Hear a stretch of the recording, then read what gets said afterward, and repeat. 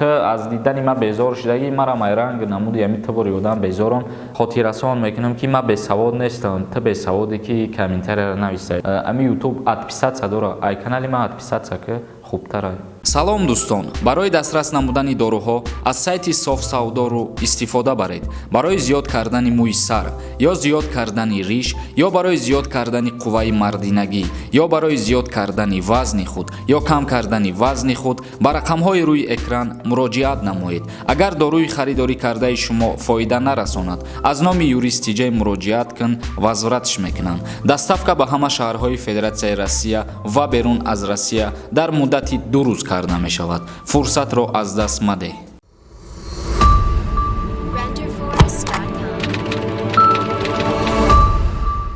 ассалому алайкум ба ҳар як нафаре ки айни ҳол навори моро тамошо карда истодааст.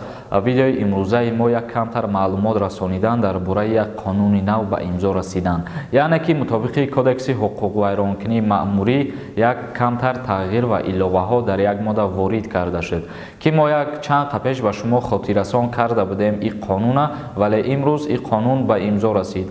оиди шахсиятҳое ки дар нақлиётҳои мусофиркаш савора мешаванд. ба имрӯзҳо зиёде аз мо шумо ба нақлиётҳо савор мешавем ва аз ин рӯ ба шахсиятҳое ки дар нақлиётҳои мусофиркаш, яъне ки спринтеро ё ки таксиҳо савор мешаванд ва пули роҳгирора пардохт намекунанд ё ки ба худшон бисёр бору буғча доранд, яъне ки сумкаҳои бисёр ворид мекунанд ба дохили нақлиёт ва пул пардохт намекунанд. нисбати ин гуна шахсиятҳо қонунгузории ҷумҳурии Тоҷикистон мутобиқи кодекси ҳуқуқвайронкунии маъмурӣ ҷарима таъин карда мешавад, яъне ки аз як нишондиҳандара 4 ҳиссаш 15 сомонира дар бар мегирад. як нишондиҳанда баъд аз соли нав, яъне аз соли 2021 ногуфта намона ки баробар мешавад ба 60 сомонӣ ва 60 сомонира 4 тақсим кардагиянд. нисбати ин гуна шахсиятҳое ки ин кирдорҳоро ба амал меоранд 15 сомонӣ ҷарима таъин карда мешавад. ва як бори дигар хотиррасон мекунем ки мутобиқи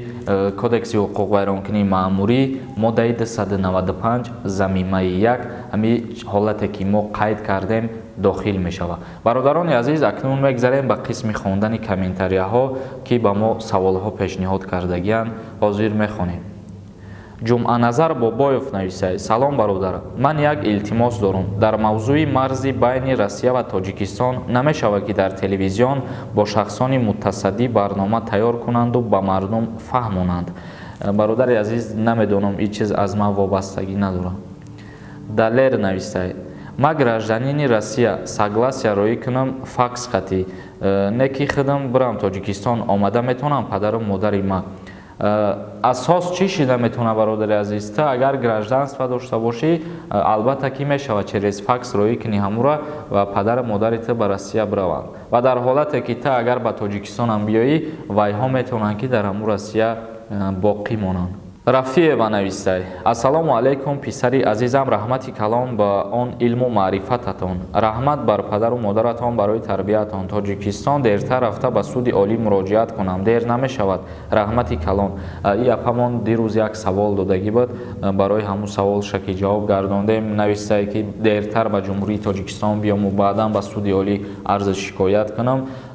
ҳеҷ монеае намешавад. ҳар вақте ки шумо ба ҷумҳурии Тоҷикистон омаден, метавонед ки ба ҳамун суди олӣ шикоят кунед. ё ҳамун шахсиятере ки шумо қайд кардед дирӯз дар комментария, ҳамун шахсияте ки ҳамин кирдор ба ҳамун тааллуқ дорад, вай худаш низ метавонад шахсан рафта шикоят кунад, агар ки дар ҷумҳурии Тоҷикистон бошад. шоназарова нависад: пиёни акатаи қадар бесавод будай. вақти ҷудо шудан ҳамаи чиз 2 ҳисса кардан мешавад. занг зан, ма туба фаҳмонам ки хатогӣ дар чиз. бо номерои телефоншан нависад.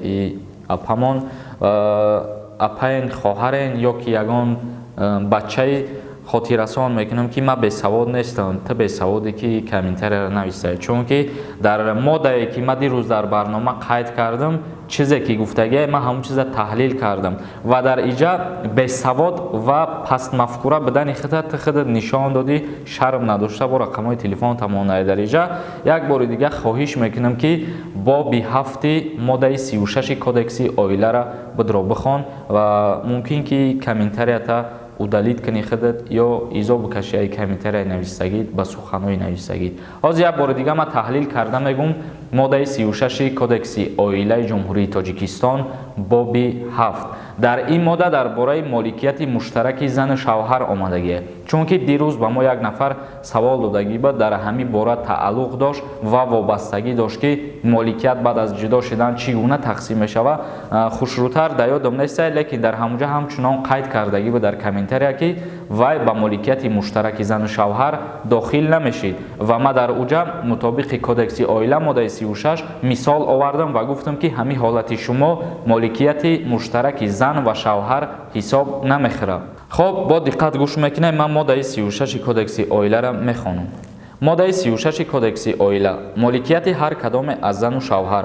молу мулке ки ба зану шавҳар то акди никоҳ тааллуқ дошт, инчунин молу мулке ки дар давраи занушӯӣ зан ё шавҳар ҳамчун ҳадия ё мерос гирифтааст, моликияти ҳар кадоми онҳо мебошад. яъне ки ҳар моликияте ки пеш аз занушӯӣ ё ки дар давоми занушӯӣ аз ягон кас ба шумо ҳадия меояд ё ки мерос меояд. мисол мегирем, агар хона мерос меояд аз падару модар ба фарзанд ва дар давоми зиндагӣ саҳми занам дар ӯ хона меравад. мисол мегирем, вақти хонара мерос метиҳад падару модар ба бачаша ва зан $10,000 ба шавҳарша метиҳад ки хонара бо ободтар кунанд, рӯзгоршон хубтар шавад. лекин вай бар зами ие ки $10,000 додагие барои ӯ хонара обод кардан, вай моликияти муштараки зани шавҳар ба ҳисоб намеравад. зеро ки дар иҷа вай мерос омадагие аз падараш, вай $10,000 расход мекуна ё $100,000 ам расход ки куна, ин моликият баъд аз ҷудо шудан ду тақсим намешавад. ё ягон чизе ки ҳадия омадагие ба шавҳар, мисол мегирем, ягон кас ягон мошини қиматбаҳо ҳадия мекунад.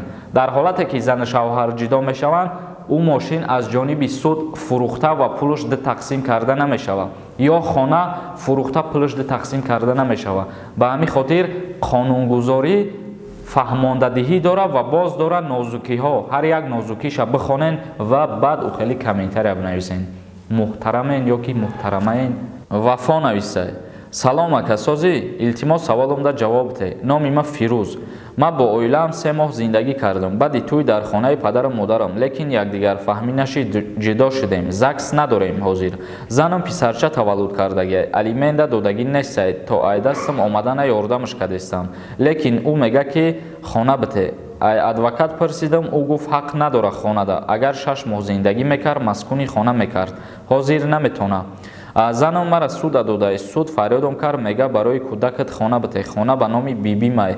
ӯ метавона хонада маскун шавад. қонунгузории ҷумҳурии Тоҷикистон дар иҷа моҳа нигоҳ намекунад. аввалан ки вақте ки шумо ҷудо мешен ва агар фарзанд дошта бошен, дар ҳолате ки шумо фарзанд дорен ва тавоноӣ барои маскун кардани ҳамун зан дошта бошен, баъдан қонунгузорӣ ҳалнома мебарора, яъне ки суд ҳалнома мебарора ки маскун карда шава ҳамин зан бо кӯдакаш. ва дар ҳолате ки агар шумо шароит надорен, тавоноӣ надорен барои ҳамура маскун кардан, ё мисол дар ягон хонае зиндагӣ мекунед ки ӯ хона ҷои зиёдатӣ надора, яъне ки комнатаи зиёдатӣ надора, дар ин ҳолат ҳам қонунгузорӣ ин чизоро ба назар мегира ва маскун намекуна ӯ зана. фарик нависай. барои чӣ экранда нависӣ ки дар бораи парвозҳои доимӣ навистӣ? специал наменависӣ ки просмотрта бисёр кунӣ, фақат рост бугӯ, рост навис. ҳар рӯз безор шудем айтра дидана.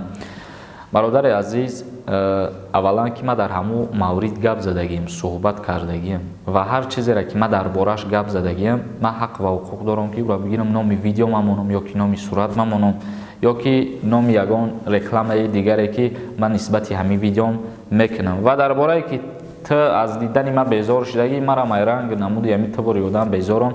ами ютуб отписатся дора, ай канали ман отписатся ки хубтара. Средний Азия навистай. Ассалому алейкум бародаро. Мо дар шаҳри Оши Қирғизистон зиндагӣ мекунем. Кадоме омадания через Ош ба Тоҷикистон пешвоз мекунем, то границаи Тоҷикистонам мебарем. ман ҳеҷ касда тавсия наметавонам ки ҳамихели одамода муроҷиат кунанд. ин бародар боз дар иҷа рақамҳои телефонша мондагия. аз чӣ сабаб тавсия наметавонам? ба сабабе ки ягон чиз дар дасти ё нестай. мисол ҳозир шумо мерем ба Қазоқистон ё ки ба нами Ош Қирғизистон, мисол меорам, ҳамун рӯз ҳамун давлат, ҳамун ҳукуматаш ёки ҳамун марзбоно иҷозат наметиҳанд барои гузаштани шумо, ёки як ҳафтарам иҷозатон наметиҳанд. Ба ҳамин хотир ман тавсиятон наметам, бародари азиз. Бахшиш аз ин ҳами одам мерам ки комментарияро нависагӣ, номерошам мондагӣ, бахшиш ки рақамошам намехонам. Муҳаммад нависад: ассалому алайкум, аввалу раҳмат барои шумо акаи Сорбон. Ака, як савол додам, ҷавоб надодӣ. Саволи ман ҳамин буд ки акаи ман моҳи март 8 рафта ба Тоҷикистон, вид на жительство дора. Ҳамун ягон чӣ шида боша, ҳозир метавона омада ҳамин Россия, да ҳамин Россия бо да номаш хона дора, метавона ё не омада? Ҳамин савола ҷавоб де. Албатта ки пеш аз карантин омадагӣ вай метавона бе ягон монеа боз билет бигира ба Федератсияи Россия бирава. Ҷурабеков нависад: ассалому алайкум. Ака, дар як видеотон гуфтаед ки касе вид на жительство дора, ай Россия Тоҷикистон дар вақти беморӣ хона бирава,